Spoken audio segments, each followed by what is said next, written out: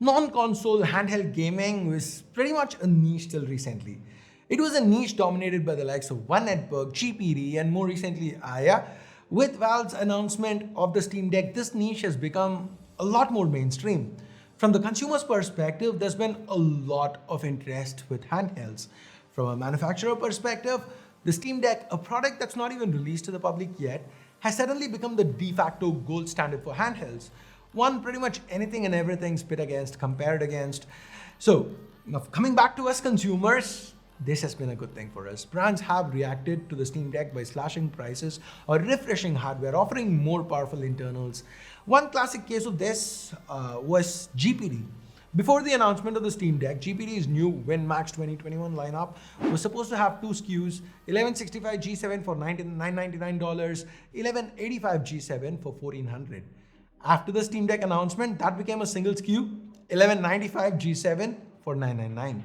In a similar vein of things, One Netbook has also refreshed their already strong One X player with the One X Player 1S. This handheld is now powered by Intel's flagship mobile chip 1195 G7. So what can and can it not do? How does this fare as a handheld gaming console? Let's find out in today's video. Hey guys, Ash here from C4eTech and let's get started. Now before we jump into performance, let's take a look around the handheld. The first thing worth noting is that this is heavy. At 820 grams, it's much heavier than say GPD's Win 3, which personally is my favorite because I prefer the smaller form factor. At the same time, I also need to mention that Windows isn't very small display friendly. You know, the 8.4-inch screen here, it really does come in handy. To counter the weight issue, One Netbook has provided this kickstand.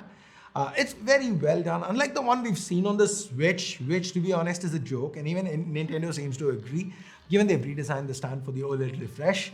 Now, when I first got a One X player, I thought it wasn't going to be something I'd use a lot, given, you know, I have a fondness for smaller, lighter form factors. But this kickstand, I found it to be very useful, and it actually made this the device that I use the most. Coupled with this optional keyboard, it's pretty much usable as a small laptop. Long press this button here and you enter mouse mode. And well, here's where the analog stick controls the mouse pointer. If you have stubby fingers like mine, I'm sure you'd find it useful too. Now this button here, it's for turbo. By default, the One X player, it runs at up to 20 watts TDP. But for those times where you might need a little bit more, this turbo mode helps kick up the TDP to 28 watts. So you get more performance at the cost of a little bit higher fan speeds, as in fan noise and battery life. Talking about which, the 59 watt hour battery can be exhausted in an hour and a half if you're going full on AAA gaming. But with emulation, you could get 5 to 6 hours depending on how intense the system you're emulating. That's pretty much on par with all Windows handhelds, so no big difference here. Now returning back to the keys, One Netbook offers some intuitive combos. Home plus keyboard activates Task Manager. Home plus turbo lets you take a screenshot. Home and volume up on boot helps you enter recovery. Now talking about intuitive, to the back we have these three keys: volume up and down, the one we just saw, and there's also a quick mute toggle. I love the placement. For example, with the Win 3 again, which happens to be my favorite current gen handheld PC, like I said, when I use it, I accidentally keep hitting these shortcut buttons to the back a lot. I mean, that's never been the case with the One X Player or One X Player 1S. These keys are tucked away quite nicely and you'd almost never accidentally press them. Also, the mute key here doubles as a silent mode key of sorts. Press and hold it for a second and a half and the fan noise drops. Performance dips, of course, but if you're in a situation where the fan noise is kind of being obnoxious, the option to quickly take things down a notch without having to tinker around under settings, it can be a godsend. The power key present to the back has a fingerprint scanner built in, and One Netbook's even included a micro SD card slot. Moving on to the star of the show, this display right here. Now, if you look at it, Steam Deck 720p, GPD Win 3 720p, Aya Neo 800p, GPD Win Max 2021 again 800p. The One X Player and the One X Player 1S 1600p. 4x the resolution makes this a very sharp panel. It's also bright enough for gameplay to be enjoyable when you're in a brightly lit room or even if you're outdoors. Now, of course, almost all your gameplay is not going to be done in this resolution. That is a reason why almost every manufacturer of Windows handhelds uses a 720p or 800p panel. That's okay. A, it keeps the costs low, but B, the technology today, it's just not good enough to push anything higher than that resolution, especially for AAA titles. So even with this One X Player One S, you're gonna have to drop down to 720p to HD to get anything playable with AAA titles. Every game you've seen running so far, I've been running it at HD. This Doom Eternal, again in HD. Let me take the time here to appreciate the controller setup. We have a couple of bumpers alongside analog triggers to the top, which is very useful for racing games. You get Xbox style keys up here, the Alps joystick, it's pretty responsive and there's enough range. They are clickable, so L3, R3 are supported. The direction keys and the face buttons, they feel pretty tactile. And here we have the typical ABXY layout that we've seen with Xbox controllers, which is the best option for Windows gaming. Talking about Windows, the Show Desktop shortcut is also one I've come to find pretty handy. Now moving on to the internals, as I've mentioned already, it's Intel's 11 Gen 1195 G7 running the show. That's the top mobile chip available from Intel. Iris Xe GPU here has 96 execution units compared to 72 on the 1165 G7. The CPU can also turbo up to 5 GHz. So it's all pretty impressive on paper. With real-world gaming though, out of the box, you can expect an average boost of just a few FPS compared to the 1165 G7. Because at lower TDPs, there's not a lot of difference at all. That said, this is Windows, so you can tinker around with the settings a lot by yourself. If you start pushing TDP, that's when the 1195 G7 comes into its own. It does hold up better, making the performance delta between that and the 1165 G7 pretty wide. But that's a bit beyond the scope of this video, so I'm going to focus more on what the out-of-the-box experience is.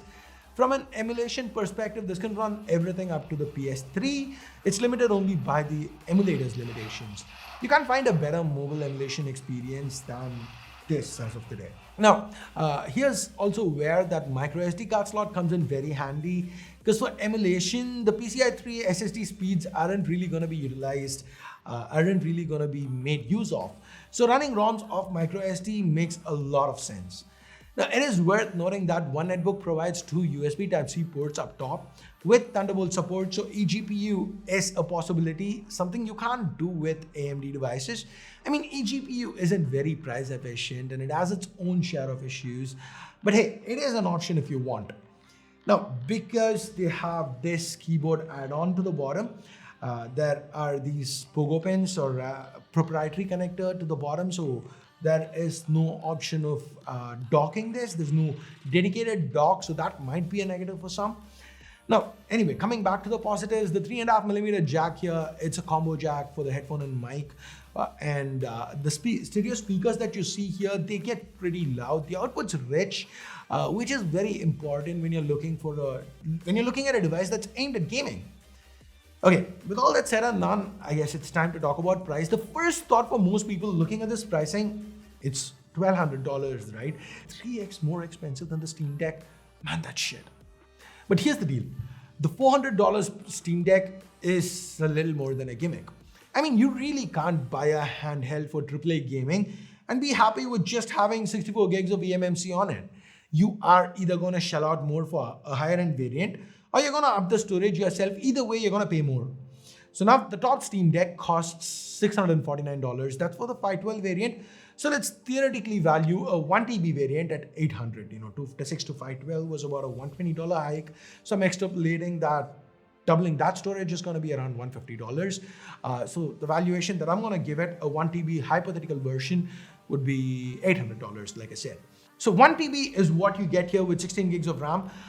And if you are looking at a device that also helps out more with productivity with a larger, higher resolution screen, then the One X Player One S, it's never going to be the best bang for your buck, but it's not a 3x more expensive ripoff than the Steam Deck. I feel there's a nice little niche for this one as well. Most importantly, this is something you can actually buy today. Well, the Steam Deck, especially for those of us who are not living in the US or Europe, it's more of a 2023 thing. So that's why I actually have been enjoying my time with the One X Player One S. Given all the horsepower underneath, if you're someone who has been looking into handhelds, then and you have the money to burn, just ask yourself if you can live with the 820 gram weight. And if the answer to that is yes, I'd say you will also enjoy your time with the One S. So I guess that's pretty much it for my experience with One Netbook's latest handheld. Let me know what you think in the comments below, and also hit thumbs up, thumbs down based on whatever you felt about this video. Subscribe, turn on notifications, hit that bell icon if you haven't yet. Thanks a lot for watching. Till next time, my name's Ash. You've been watching C4 Retech, and I'm signing off for now. You guys have a great day. Bye-bye.